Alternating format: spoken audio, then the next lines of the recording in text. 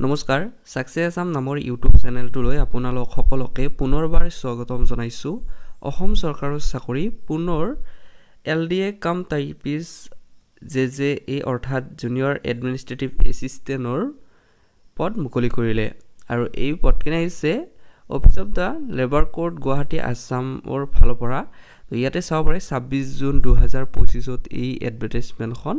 প্ৰকাশ কৰিছিল তো ইয়াতে যদি পোষ্টৰ নামটো চাই এলডি কাম টাইপিছ তো জুনিয়ৰ এডমিনিষ্ট্ৰেটিভ এছিষ্টেণ্ট জেজে তো ইয়াতে এটা পদ মুকলি কৰিছে আৰু কেটেগৰী আনৰিজাৰ্ভ ৰাখিছে আৰু কোৱালিফিকেশনটো যদি আমি চাও ইয়াতে গ্ৰেজুৱেট বিচাৰিছে যিকোনো গ্ৰেজুৱেট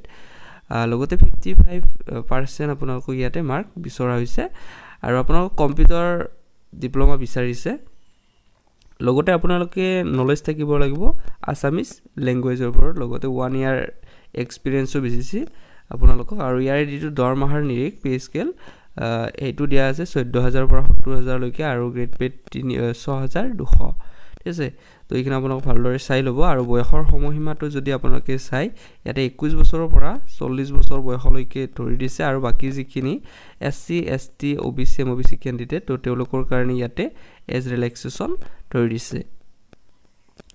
তো হাউ টু আপোনালোকে ইয়াতে কেনেকৈ সিলেকশন কৰিব এটো দিয়া আছে তো সিলেকশন প্ৰসেসটো যদি চাই প্ৰথমতে আপোনালোকৰ ৰিটেন এক্সাম ৰিটেন টেষ্ট অনুষ্ঠিত কৰিব তাৰ পিছত স্কিল টেষ্ট কম্পিউটাৰ টাইপিছ টেষ্ট অনুষ্ঠিত কৰিব তাৰ পিছত ভাইভা ইন্টাৰভিউ যেটো হেতু অনুষ্ঠিত কৰিব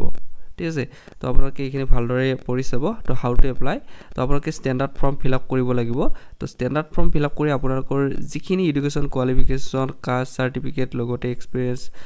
এমপ্লয়মেন্ট এক্সচেঞ্জ ৰেজিষ্ট্ৰেচন কাৰ্ড সকলোখিনি আপোনালোকে সেলফ এটেস্টেড কৰি আপোনালোকে ইয়াতে পঠাব লাগিব